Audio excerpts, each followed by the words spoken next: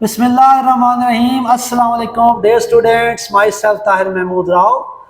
तो आज हम पढ़ने जा रहे हैं next lecture number 2, chemistry second year, new book, और चैप्टर नंबर 18 हमारा चल रहा है, जैसे आपको पता है, ट्रांजिशन एलिमेंट्स। तो आज के लेक्चर में जो हमने टॉपिक कवर करने हैं ना, उसमें आती है physical properties of transition metals, यानी 3D सीरीज की हमने देखनी है physical properties along with the chemical properties of transition elements. तो आइए इसमें स्टार्ट करते हैं। तो इसमें देखते हैं फिजिकल प्रॉपर्टीज। तो ये फिजिकल प्रॉपर्टीज है ट्रांजिशन मेटल्स की, ये हमें एज अ लॉन्ग क्वेश्चन पूछा जा सकता है एग्जाम में, और 3D सीरीज की हमने फिजिकल प्रॉपर्टीज को यहाँ पे देखना है। तो सर सबसे पहले ना आपने 3D सीरीज को याद कर लेना। तो याद करेंगे titanium, vanadium, chromium, manganese, iron, cobalt, nickel, copper, ये 8 हैं एलिमेंट्स हमारी 3D सीरीज में। इनको आपने अच्छे से याद कर लेना है, इनके एटॉमिक नंबर्स भी आपको आने चाहिए। तो इसे इनको याद करने के लिए आप इस तरह भी याद कर सकते हैं, TVC यानी चैनल मांगे, टीवी चैनल मांगे, आयरन को नई कॉपर, आयरन को नई कॉपर, यानी टीवी चैनल मांगे, कोई टीवी चैनल मांग रहा है लेकिन आयरन को नई कॉपर, यानी हमने आयरन को वो चैनल नहीं देना, तो टीवी चैनल मांगे, आयरन को नई कॉपर, इस तरह भी आप इसको याद कर सकते हैं। आज इससे स्टार्ट करते हैं फिजिकल प्रॉपर्टीज। 8 प्रॉपर्टीज हैं हमारे सिलेबस में। तो फर्स्ट प्रॉपर्टी है उसकी हार्डनेस। तो हार्डनेस की अगर बात करें तो transition metal are hard and rigid solid. जो हमारे पास ट्रांजिशन मेटल है 3D सीरीज की सारी हार्ड है और रिजिड है। सो हार्ड और रिजिड होने की क्या वजह हो सकती है? इसकी वजह यह है कि हमारे पास ये जो 3D सीरीज है ना, इसमें स्ट्रॉन्ग मेटेलिक बॉन्डिंग मौजूद है, strong metallic bonding, strong metallic bonding है हमारी। क्यों है स्ट्रॉन्ग मेटेलिक बॉन्डिंग? क्योंकि 3D सीरीज में हमारी जो बॉन्ड फॉर्मेशन है उसमें हमारे पास 3D और 4s, सो 3D और 4s के ना जो इलेक्ट्रॉन्स हैं वो इन्वॉल्व होंगे बॉन्डिंग। अब सुन, जो आपके पास 4s, ये तो उसका वैलेंस शेल है 3D सीरीज का, और ये जो 3D है ये इसका पेनल्टीमेट शेल है। तो असल होता क्या है, 4s और 3D की एनर्जी का डिफरेंस इतना ज़्यादा नहीं है। तो होता यह है कि एनर्जी डिफरेंस इतना ज़्यादा नहीं है, तो बॉन्ड फॉर्मेशन में 4s के इलेक्ट्रॉन भी हिस्सा लेते हैं और 3D के इलेक्ट्रॉन्स भी हिस्सा लेते हैं 3D सीरीज में। तो इसलिए हम कहते हैं जितने ज़्यादा इलेक्ट्रॉन्स हैं पार्टिसिपेट करेंगे बॉन्डिंग में, तो उतना स्ट्रॉन्ग बॉन्डिंग हो। तो यहाँ पे स्ट्रॉन्ग मेटेलिक बॉन्डिंग होती है 3D सीरीज में due to 4s and 3D electrons participation. That's why metallic bonding जितनी स्ट्रॉन्ग होगी उतनी वो लेटर्स जो है मेटेलिक लेटर्स हार्ड होगी और रिजिड होगी। तो पहला पॉइंट हो गया स्टूडेंट। इस पहले पॉइंट अगर आप हेडिंग बनाना चाहें आप बना सकते हैं हेडिंग इसका हार्डनेस। हार्डनेस इसकी क्या हो जाएगी? हेडिंग हो सकती है। नेक्स्ट है दूसरा पॉइंट स्टूडेंट, कॉपर जो है रेडिश ब्राउन कलर की है, और बाकी कॉपर को छोड़ के ऑल अदर 3D सीरीज के मेंबर्स जो है वो सिल्वरी और ग्रे लस्ट्रस मेटल्स हैं।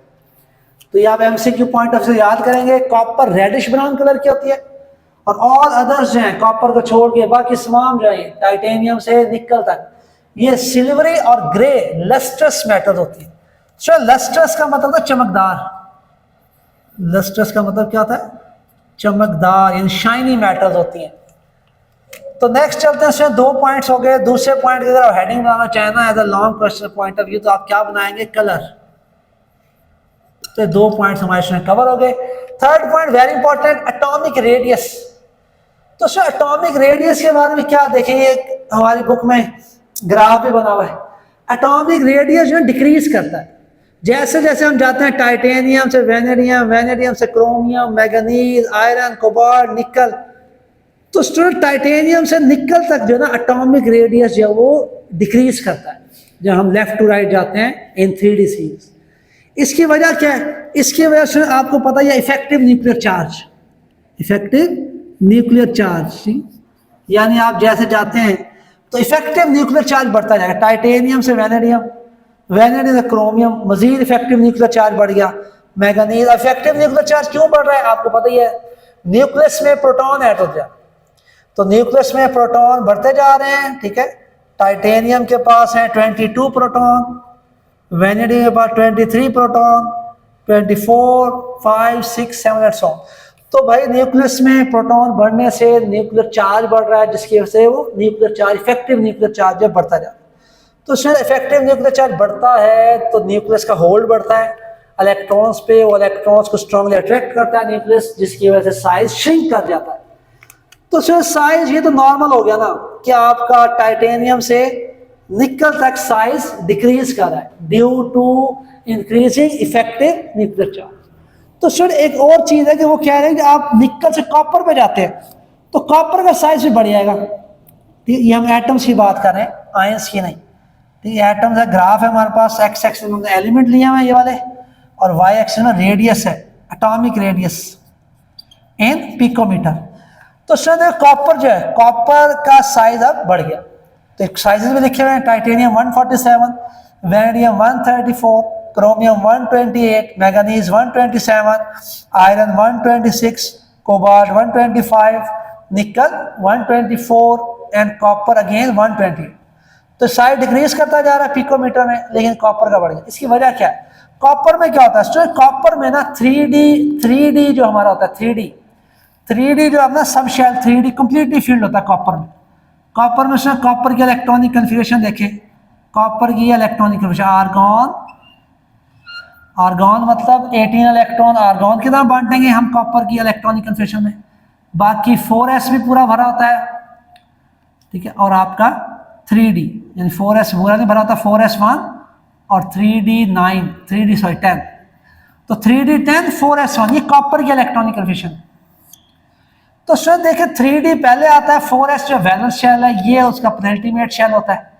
तो ये अब ज्यादा 3D कंप्लीटली फील्ड हो गया।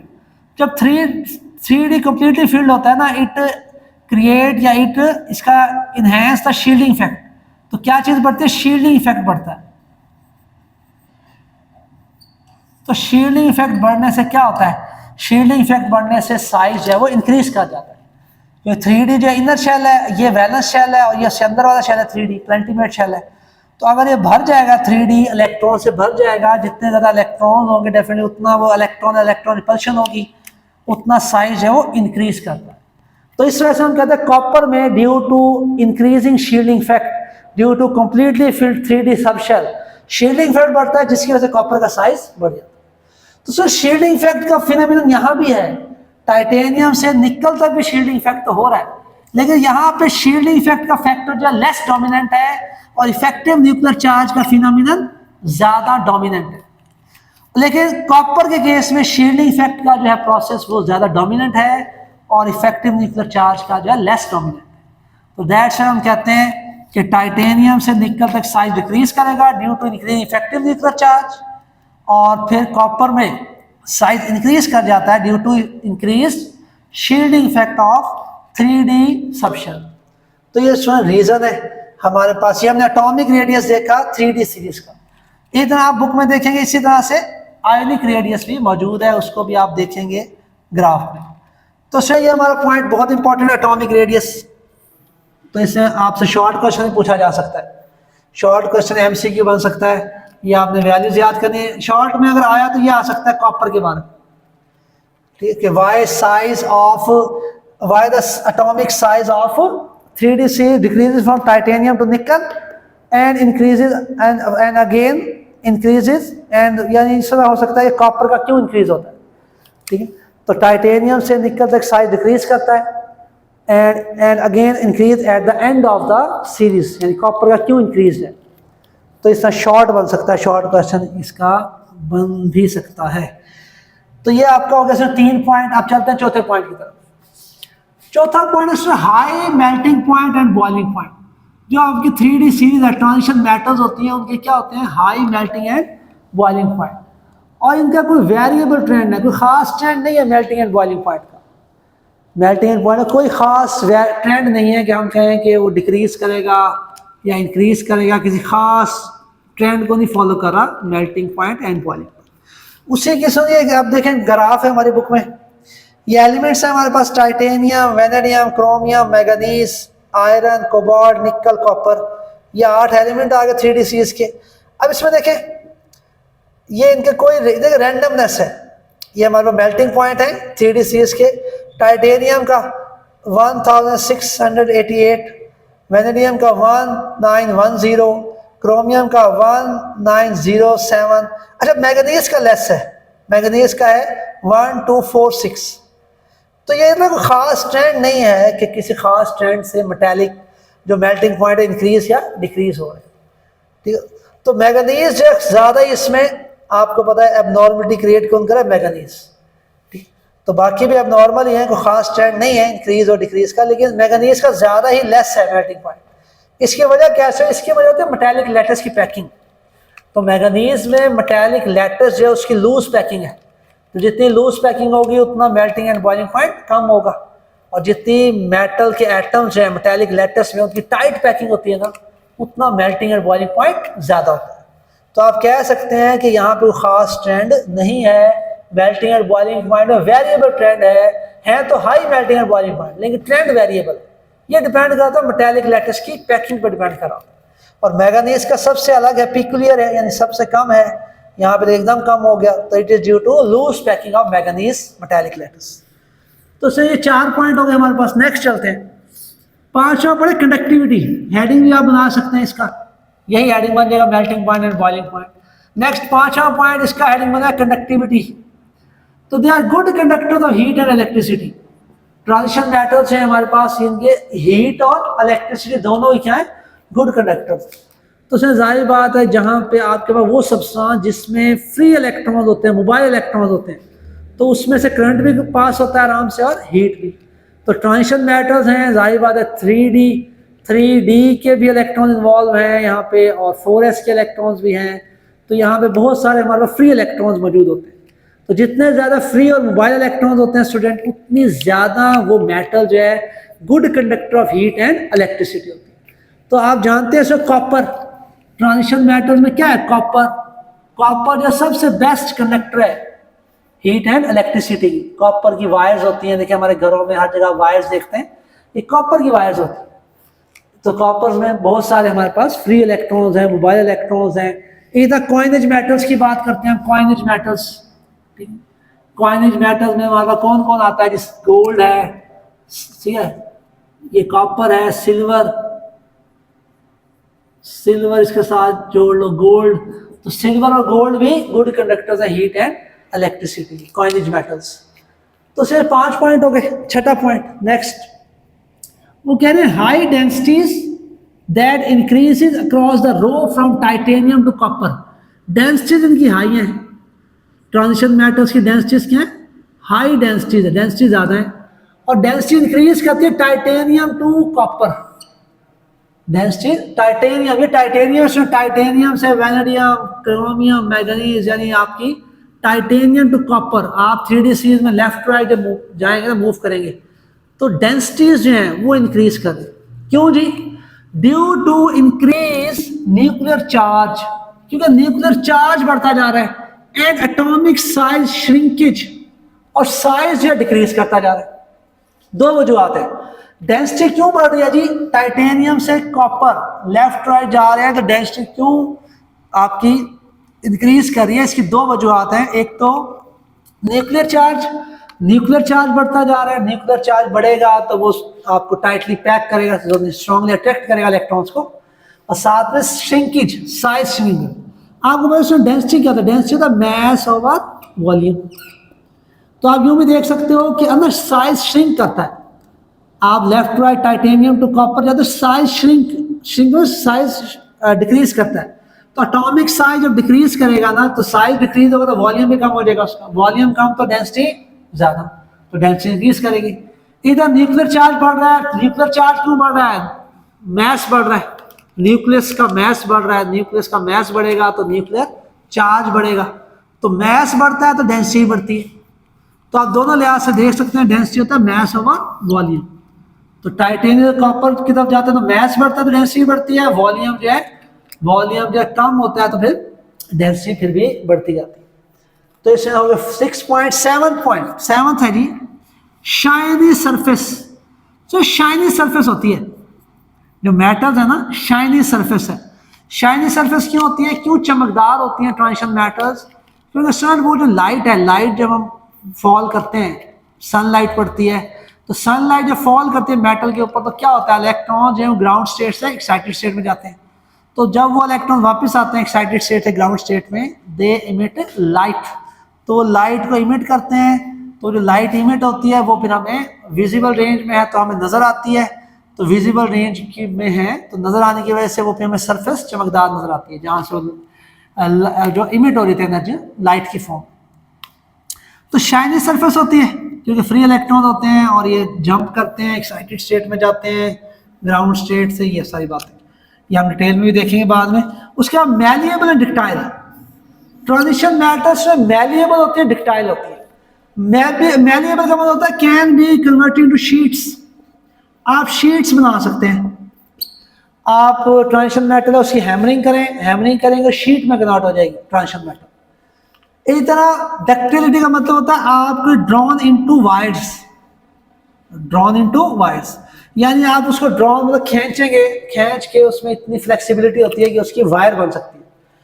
तो शीट्स बना सकते हैं ट्रांजिशन मेटल्स की, that is called malleability, and wires बना सकते हैं ट्रांजिशन मेटल्स की, दैट इज कॉल्ड डक्टिलिटी। तो डक्टाइल एंड मैलिएबल होती है ट्रांजिशन मेटल्स और शाइनी सरफेस होती है।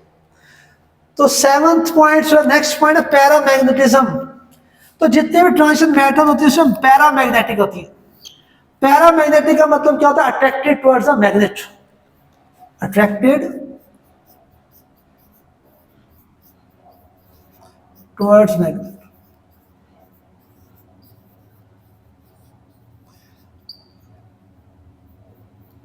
तो स्टूडेंट जो आपके पास ऐसे सब्सटेंसेस जो मैग्नेट की तरफ अट्रैक्ट होती है ना, उन्हें हम कहते हैं पैरामैग्नेटिक सब्सटेंसेस है, जो मैग्नेट की तरफ अट्रैक्ट होते हैं सब्सटेंसेस। और जो सब्सटेंसेस मैग्नेट की तरफ अट्रैक्ट नहीं होती हैं उन्हें हम कहते हैं ये डायामैग्नेटिक सब्सटेंसेस। तो सर ट्रांजिशन मैटर्स क्यों पैरामैग्नेटिक हैं? Due to unpaired D orbitals. तो डी ऑर्बिटल्स में अनपेयर्ड इलेक्ट्रॉन्स होते हैं। तो अगर अनपेयर्ड इलेक्ट्रॉन्स होंगे ना, due to unpaired electrons in D orbitals, तो जितने ज्यादा अनपेयर्ड इलेक्ट्रॉन्स होते हैं स्टूडेंट उतनी ज्यादा वो सब्सटेंस जो है पैरामैग्नेटिक होता है। ठीक है, तो अनपेयर्ड इलेक्ट्रॉन्स का होना जरूरी है। पेयर्ड इलेक्ट्रॉन अगर है, कोई अनपेयर्ड इलेक्ट्रॉन नहीं इस सब्सटेंस में, तो वो फिर पैरामैग्नेटिक नहीं होता। अगर अनपेयर्ड इलेक्ट्रॉन मौजूद होते हैं ना, तो वो सब्सटेंस क्या होता है, पैरामैग्नेटिक होता है, अट्रैक्टेड टुवर्ड्स द मैग्नेट। तो ये प्रॉपर्टी भी है ट्रांजिशन मेटल्स की। 8 पॉइंट्स हमारे कंप्लीट हो। तो सर ये थी फिजिकल प्रॉपर्टी हमारे पास। तो 8 पॉइंट्स में हमने फिजिकल प्रॉपर्टीज को कवर किया। तो sir as a long question आप इनको 8 की 8 प्रॉपर्टीज को याद करेंगे। नेक्स्ट चलते हैं, नेक्स्ट क्वेश्चन क्या है, केमिकल प्रॉपर्टीज। तो शॉर्ट क्वेश्चन आपसे पूछा जा सकता है, 4 पॉइंट्स है इसमें हमारी बुक में, chemical property of transition metals. तो क्या कह रहे हैं इसमें, वो आपको कह रहे हैं वेरिएबल ऑक्सीजन स्टेट। जितने भी आपका ट्रांजिशन मेटल्स है ना, ट्रांजिशन मेटल्स हैं आपके पास क्या शो करती हैं, वेरिएबल ऑक्सीडेशन स्टेट। 3DCs की बात करें, क्यों करते हैं variable oxidation state show transition metals? As they can lose varying number of electrons to form stable ions. वो स्टेबल आयंस बनाने के लिए different number of electrons lose करती है। यानी कोई जो है 2 इलेक्ट्रॉन लूज कर सकती है, कोई 3 कर सकती है, 4 भी, 5 भी, 6 भी। तो होता क्या है, वेरिएबल ऑक्सीजन स्टेट होने की वजह यह है कि वो जो ट्रांजिशन मेटल्स है ना, वो वेरिंग नंबर ऑफ इलेक्ट्रॉन्स क्या करती हैं, लूज करती है। क्यों लूज करती हैं? Due form stable ions. Stable ions बनाने के लिए वो इलेक्ट्रॉन्स को लूज करते हैं। जैसे हम एग्जांपल ले लेते हैं सर, यहाँ पे हम कहते हैं मेरे पास है वेनेडियम। अब वेनेडियम का जो है 23 है, 23 एटॉमिक नंबर वेनेडियम का। इसके इलेक्ट्रॉनिक कन्फिगरेशन लिखिए, अगर आर्गॉन 18 और 4s2 और 3d3। तो ये देखिए, तो सुन, अगर वेनेडियम है, अब वेनेडियम अगर अपने 2 इलेक्ट्रॉन लूज करेगा, ये देखिए, अब वेनेडियम अगर अपने 4s के 2 इलेक्ट्रॉन लूज करेगा तो वेनेडियम क्या होगी, +2 ऑक्सीजन स्टेट होगी। तो 4s के 2 इलेक्ट्रॉन्स के साथ अगर वेनेडियम 3d का भी 1 इलेक्ट्रॉन लूज कर देगा तो कितनी हो जाएगी, +3 हो जाएगी ऑक्सीजन स्टेट वेनेडियम की। इधर अगर वेनेडियम 3d के 2 इलेक्ट्रॉन लूज करता है, 4s के भी 2 इलेक्ट्रॉन लूज कर दे, 3d के 2 इलेक्ट्रॉन लूज कर दे, 4 इलेक्ट्रॉन लूज कर दे, तो +4 हो जाएगी ऑक्सीजन स्टेट वेनेडियम की। इधर वेनेडियम अगर इस 4s के भी सारे इलेक्ट्रॉन लूज कर दे और 3d के भी 5 इलेक्ट्रॉन लूज कर दे तो +5 हो जाएगी वेनेडियम की ऑक्सीजन स्टेट। तो वेनेडियम जो है ना, वो +2 से लेके 2 से लेके +5 तक, तो ये 4 ऑक्सीजन स्टेट्स जो है शो करता है वैनेडियम। तो इसलिए हम कहते हैं vanadium has show variable oxygen state. तो ट्रांजिशन मेटल जो है वेरिएबल ऑक्सीजन स्टेट शो करते हैं। मजीद स्ट्रेंथ, जो पहला पॉइंट है ना, यहाँ पे हमने इसको डिटेल में नहीं देखना क्योंकि ये नेक्स्ट पेज पे ये लॉन्ग क्वेश्चन है, कोई डिटेल में टॉपिक है, तो एज ए लॉन्ग क्वेश्चन हमने इसको डिटेल में पूरे पॉइंट को हमने बहुत डिटेल में देखना है as a long question. Next देखिए दूसरा पॉइंट स्टूडेंट, जो आपके पास है ना ट्रांजिशन मेटल्स, वो क्या है, transition metal high tendency to form coordination compounds. तो इनके पास हाई टेंडेंसी है to form coordination compound, complexes, complex ion formation करते हैं। ट्रांजिशन मेटल्स क्या कहते हैं, कॉम्प्लेक्स आयन फॉर्मेशन।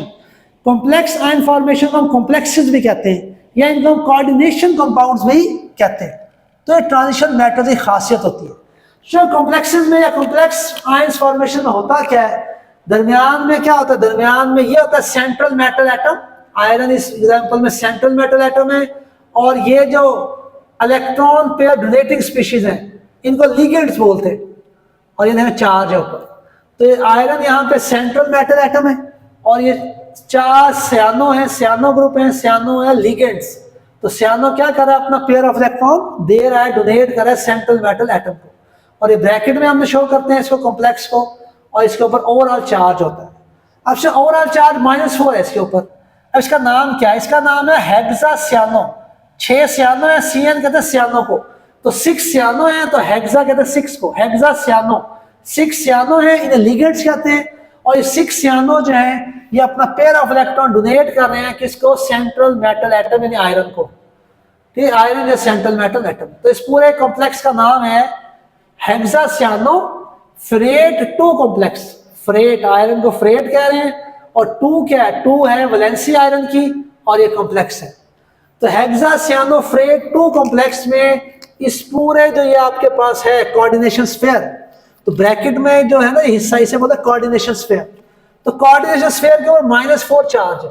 तो -4 चार्ज क्यों है कि 6 सियानो है, 6 सियानो है तो -6 चार्ज है 6 सियानो पे, और आयरन की वैलेंसी 2 है तो +2, तो -6 + 2, तो ओवरऑल आंसर कितना आएगा, -4।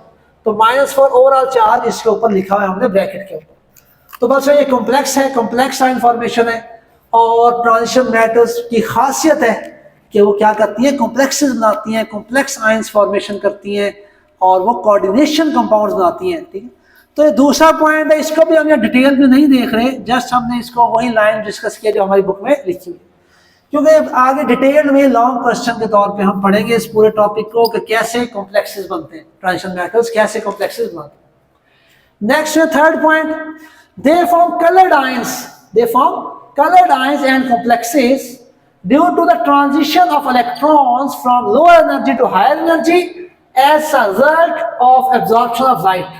So transition metals है ना, वो colored compounds बनाती है। transition metals colored compounds बनाती हैं। इसकी वजह क्या है, इसकी वजह से transition metal पे light fall होती है, तो क्या होता है, इलेक्ट्रॉन जो है लोअर एनर्जी से हायर एनर्जी में मूव कर जाते हैं इलेक्ट्रॉन। वही इलेक्ट्रॉन जो वापस अपने घर आते हैं हायर एनर्जी से लोअर एनर्जी में, तो वो लाइट की फॉर्म में जो है एनर्जी इमिट करते हैं in the form of light. तो दैट्स व्हाई हम कहते हैं ये कलर्ड हमारे कॉम्प्लेक्सेस बनाते हैं। वही जो लाइट इमिट हो रही होती है तो उसकी वजह से भी उसकी मिक्सिंग से कलर फॉर्मेशन होती है। तो ये तीसरा पॉइंट स्टूडेंट, इसको भी हमने डिटेल में देखना है इसी चैप्टर में। नेक्स्ट जो 2 पेजेस में लॉन्ग क्वेश्चन के तौर पे ये आ जाएगा हमारे पास 2-3 पेजेस के बाद। तो ये सारा तमाम जो ये प्रॉपर्टीज पढ़े, केमिकल प्रॉपर्टी, 4 जो केमिकल प्रॉपर्टी है, चारों जो है ये प्रॉपर टॉपिक्स हैं और प्रॉपर लॉन्ग क्वेश्चन है हमारे इस चैप्टर। नेक्स्ट देखें जो आखिरी point, behave as a catalyst. तो सिर्फ ट्रांजिशन मेटल्स ना बिहेव करती है कैटलिस्ट के तौर पे। ट्रांजिशन मेटल्स को हम एज अ कैटलिस्ट यूज करते हैं। जैसे आपको याद है आयरन है, हैबर प्रोसेस में हम आयरन को यूज करते हैं स्टूडेंट। हैबर प्रोसेस में हम क्या करते हैं, अमोनिया को तैयार करते हैं। कैसे, नाइट्रोजन गैस से और हाइड्रोजन गैस से। N2 + 3H2 gives you 2NH3, that is called Haber process में अमोनिया तैयार करते हैं। यहाँ पे आपने पता है आपको, आयरन को हम एज अ कैटलिस्ट यूज करते हैं। अब आयरन क्या ट्रांजिशन मेटल है, तो आयरन को हम जो यूज कर रहे हैं, क्यों यूज करते हैं, क्योंकि आयरन जो है ना it show variable oxygen state.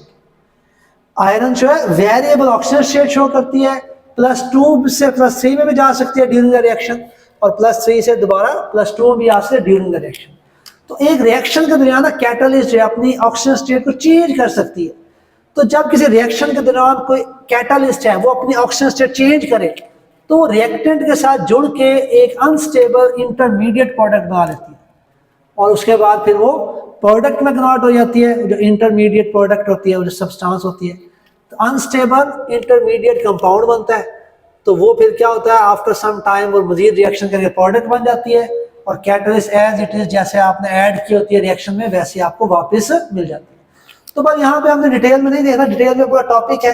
तो यहाँ जस्ट आपने ध्यान में रखना है कैटलिस्ट के तौर पे क्यों यूज करते हैं ट्रांजिशन मेटल्स को, because they can easily change their oxygen state. Transition metal में खासियत होती है, एबिलिटी होती है कि वो अपना ऑक्सीजन स्टेट को चेंज कर सकते हैं। They can show variable oxygen state. तो इसी वजह से हम उनको एज अ कैटलिस्ट यूज करते हैं और कैटलिस्ट का काम होता है कि रिएक्शन को स्पीड अप करना और उसको उसकी अपना इलेक्ट्रॉन जो अपनी होते हैं ना क्या कहते हैं AE एक्टिवेशन एनर्जी जो होती है उसको लोअर करती है, कम करती है कैटलिस्ट और रिएक्शन को स्पीड अप करती है जिसकी वजह से रिएक्शन फास्ट होता है। तो ये 4 पॉइंट्स है स्टूडेंट, ये भी हमने प्रॉपर टॉपिक पढ़ना है लॉन्ग क्वेश्चन। तो उसमें 4 केमिकल प्रॉपर्टीज हैं और चारों ये प्रॉपर लॉन्ग क्वेश्चन है हमारे इस चैप्टर नंबर 18 में जिनको हमने 1 बाय 1 करके डिस्कस तो करना है डिटेल में। तो बस यहाँ पे हमने कुछ हद तक देख लिया उसको समरी उनको। तो सर ये था हमारे पास लेक्चर नंबर 2 चैप्टर 18। उम्मीद है आपको सारी बातें समझ आई होंगी।